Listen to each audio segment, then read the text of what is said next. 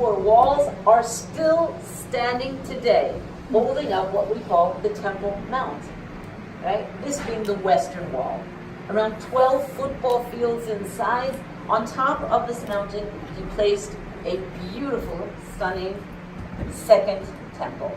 The second temple was placed exactly where the first one was. Let's take a look for a moment and see what this religious center, this social center, and this judicial center look like. You can see here superimposed a picture of the western wall today, around 57 meters across, but in reality the wall is still today 488 meters long. Most of the people went up through this staircase, this monumental staircase. Today what is left of that is what we call Robinson's Arch. Robinson discovered probably in earthquakes the staircase fell apart. Let's turn around, turn the temple around, that is. Okay, the southern approach, the gates of Huldah the prophetess, the eastern view from Mount Olives and Mount Scopus, the northern side with the pools at the end, and back to the western wall.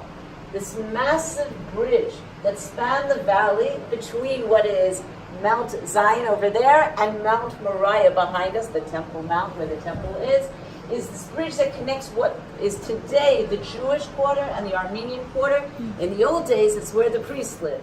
You are under that bridge right now. And in the year 70 CE, the 10th Roman Legion and a massive army led by Titus, the emperor of Rome, invaded into the land of Israel, surrounding Jerusalem, choking us out, actually starving us out.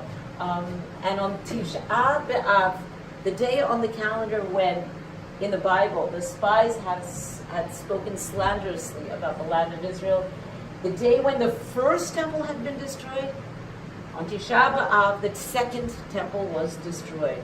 They invaded, killing 1,100,000 people and burning down the temple. The temple was destroyed, taking us into an exile that we've not fully returned from until this very point. Again, a picture of the western wall is today the 57 meters.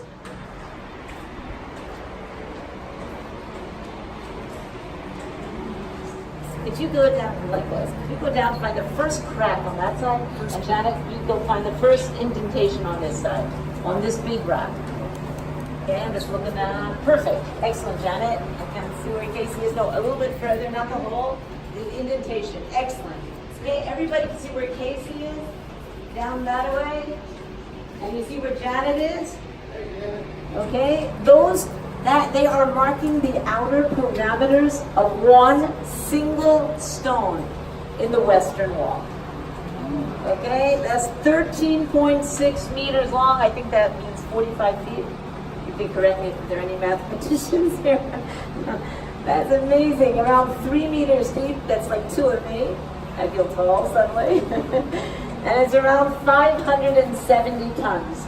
That's the equivalent of 200 elephants or 2 jumbo jets. That's phenomenal. Thank you, Casey. You can come back. You did a great job. Thank you, Janet. You as well. Come on in. Okay, how did they get this thing into place? The smaller ones are also pretty heavy, around up to 7 tons each. Each stone was built in a very special way. They put the stone into the wall, and then they chiseled out a frame around each one. Not only that, they placed one stone, one layer on top of the other layer in dry construction. That means no cement, no mortar, no glue, just the sheer weight holding it in place. And the third aspect of Herodian construction is that it's built a little bit of it like a step.